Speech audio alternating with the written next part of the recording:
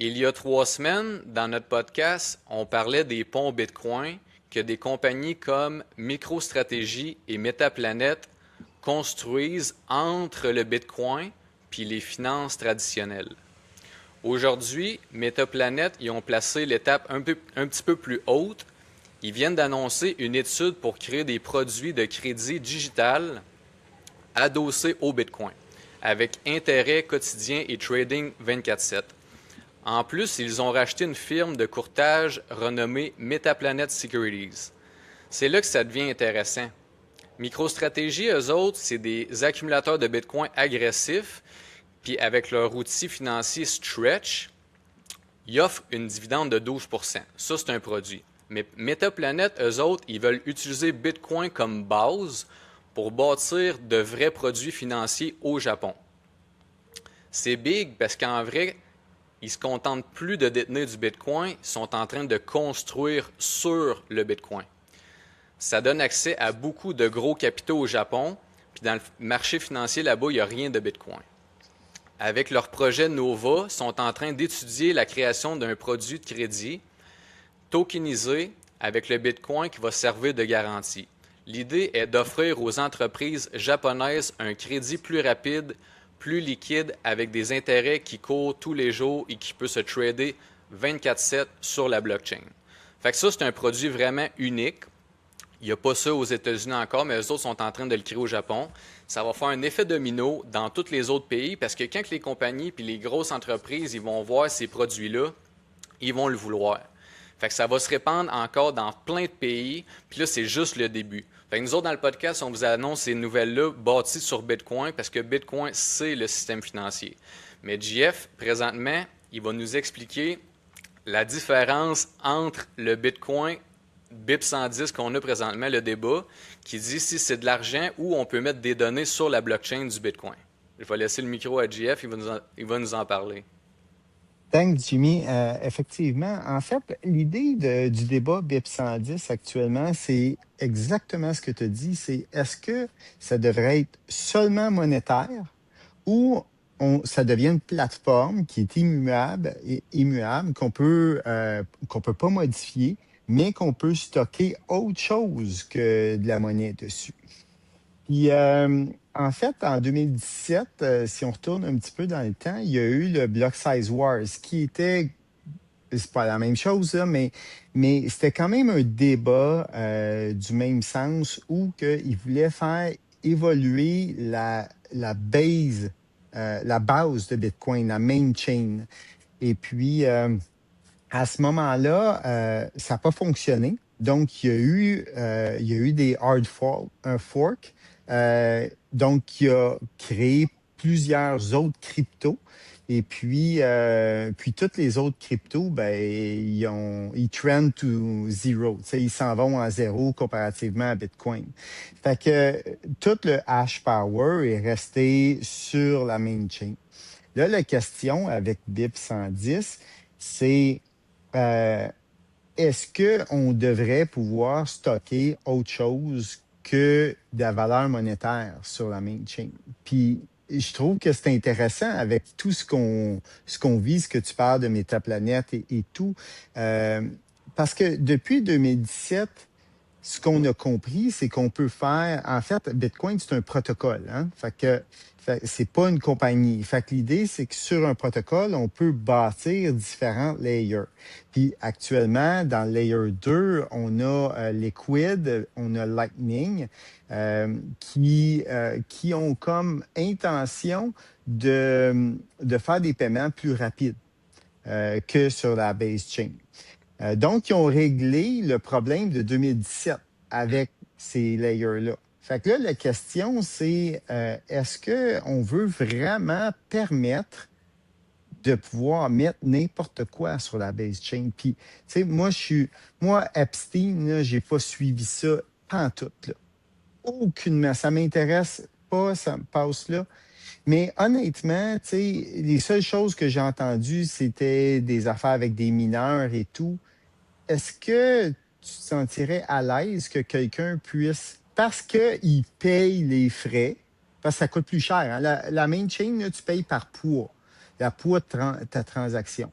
Fait que, évidemment, si tu mets d'autres contenus, ça va te coûter plus cher. Fait que ceux qui sont pour, eux autres, ils disent, ben, tu devrais pas limiter. N'importe qui est prêt à payer les frais devrait pouvoir publier sur la chaîne. Oh. De mon côté, je me dis, ouais, mais ramène Epstein, je pense qu'il est mort, là, lui, mais ramène ça ou peu importe. Puis là, ben, ils décident qu'ils mettent, ou un pédophile, là, qui décide de mettre des images. Je veux dire, moi, je veux pas ça sur mon nœud. Parce que là, on s'entend, là, toutes ces affaires-là, là, ils vont se retrouver sur les nœuds individuels de tout le monde, là. Fait que personnellement, moi, je suis contre. Puis c'est pour ça que le BIP 110, en fait, le BIP 110, là, il dit même pas on revient à l'ancien pour toujours.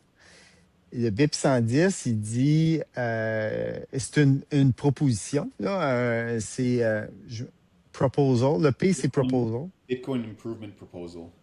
OK, c'est ça. Puis ça dit pour 1 an, on attend. On remet ça à ce qui était avant. Donc, on limite le OP return, là, qui fait que tu peux pas mettre plus que 80 octets là, comme par transaction. Puis, juste pour finir là-dessus, puis j'aimerais peut-être ça avoir votre avis sur la question philosophique, mais juste pour finir là-dessus, je voulais dire, en 2017, là, tous les gros mineurs étaient 100% ou à 95% pour augmenter la taille des blocs. Parce que pour eux, ça allait être plus payant. Au même titre qu'aujourd'hui, pour eux, ça serait plus payant. Mais savez-vous quoi? Un mané, il y en a un qui dit, puis c'était même pas dans le débat public, là, mais il y en a un qui a dit, ouais, mais si nous autres, les nœuds, là, on décide qu'on n'upgrade pas, ben c'est nous qui validons les transactions. Fait qu'automatiquement, il n'y aura plus de transactions. Si vous voulez, vous nous proposez un bloc, puis que le bloc qui n'est pas de la bonne grosseur, puis que tous les nœuds ils upgrade pas, ben ton bloc va être rejeté. Puis tu ne seras même pas payé. Puis c'est ça qui a fait que c'est les nœuds qui ont changé le débat en 2017. Puis là, ce qu'on voit parce que pour aller avec un OP return illimité, il fallait que tu passes ton nœud du protocole 29 au protocole 30. Puis il y a seulement à peu près 20% des nœuds qui étaient sur Bitcoin Core qui ont passé à 30 et 31.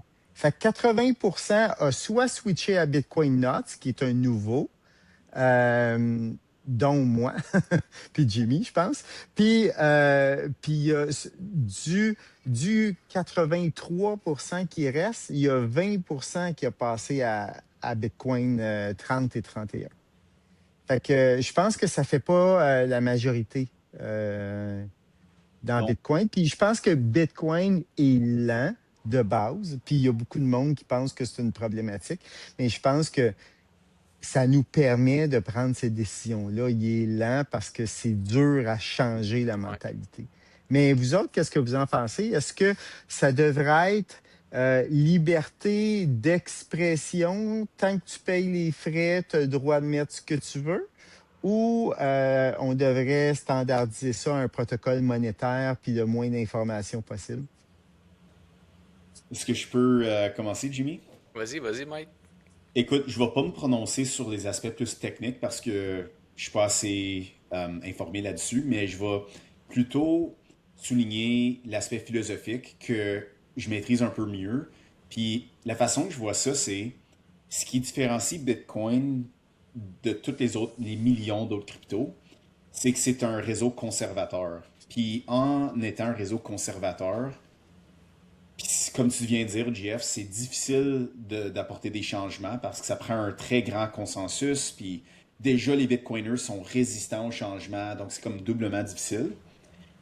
C'est un peu, ça fait la force du Bitcoin. Ne sachant pas les détails de chaque proposition, puis qu'est-ce que les changements apporteraient vraiment, tout ce que je vais dire, c'est, moi je suis pour un Bitcoin qui est conservateur en général, on ne devrait pas changer les choses trop rapidement. Mais s'il y a un consensus, puis ça va vraiment protéger le Bitcoin, comme je donne un exemple extrême, dans le cas où on veut se protéger contre les avancées en quantum qui pourraient éventuellement briser, hacker des wallets ou compromettre le réseau, éventuellement, ces changements-là sont nécessaires. Puis je pense que les Bitcoiners vont rallier autour de ça parce que ça va être vraiment un, euh, un problème existentiel. Pour ce qui est du spam sur le réseau, je tends vers liberté d'expression. Je tends vers ça. Je suis pas pour, évidemment, euh, mettre la cochonnerie, comme tu as mentionné, sur la chaîne ou rien de même. Mais en même temps, le Bitcoin, c'est pour protéger la liberté d'expression, puis la Ouais. souveraineté, puis tout ça. So, c'est difficile de mettre une ligne, puis Mais, dire, ben oui, ça, mais pas ça. Puis ça, c'est compliqué. C'est hyper compliqué, hein? mais j'ai quelque chose pour continuer avec ce que tu viens de dire, Mike. Justement, les Ouais, spams. J'avais lu quelque chose à un moment donné sur Twitter. Qu'est-ce qui arrivait? C'est que faut que tu payes pour le mettre. Fait que oui, quelqu'un qui paye pour mettre des cochonneries, c'est qu'à un moment donné, il payera plus, tu comprends? C'est comme à un moment donné, puis premièrement, il va-tu payer même une fois pour le mettre? Sûrement que non, mais c'est juste des projections qu'on a de dire, ah, lui, il va peut-être mettre ouais. ça, il va... C'est une Qui possibilité, mais paye? c'est pas viable à Ouais, c'est ça. spammer le réseau avec ça. Exactement, C'est pas viable. ça l'amène à rien. Fait qu'en vrai, moi, de la manière que je vois ça, je suis de l'avis aussi à Mike, la liberté d'expression, mais il faut pas aller trop loin dans la projection de qu'est-ce qui peut arriver en genre de mal. Puis depuis un bout, on a vu aussi, depuis 2017, il y a eu des spikes de fees, de frais sur le réseau Bitcoin, surtout au halving. Je sais pas, les gars, si vous étiez là. Moi, j'étais sur le même pool. Man, c'était des... juste pour être dans le bloc en or, il y a du monde qui payait des sommes astronomiques. Mais Ouais. après ça, on a vu, ça l'a redescendu. Puis là, c'est un SAT, deux SAT. Puis dans le jour, là, ça monte à 3 4 SAT, qui est comme 80 cents, une pièce, peu importe. Fait qu'on a vu que le réseau, même avec la lenteur, comme tu disais tantôt, qui est vraiment l'aspect de Bitcoin, il faut que ça soit lent, on voit que même après, parce qu'il marche la nuit, il marche 24/7, il finit par vider la poule, puis tout redevient comme normal. Mais le spike, là, c'est les émotions humaines. Souvent, qui fait des blablabla, bla, bla, bla, du noise. Mais la chaîne, elle, on va dire, les ordinateurs, ils continuent, puis ils s'en calissent de ce qu'on pense, mais ils suivent le protocole. Fait que, dans un sens, moi, mon avis, c'est que, comme toi, le GF, je suis nuts, mais 29, je suis pas BIP 110. Je comprends qu'est-ce qu'ils veulent faire, de vraiment, comme on va dire, enlever l'accès de mettre de la data en tant que tel, mais comme que je disais, je pense que ces gars-là, qu'est-ce qu'ils voient, c'est comme qu'est-ce qui pourrait arriver, mais moi, en tant que gars normal là-dedans, c'est que je me dis, qui va payer pour mettre de la marde? Tu sais, il n'y a pas du monde qui ont de l'argent à mettre.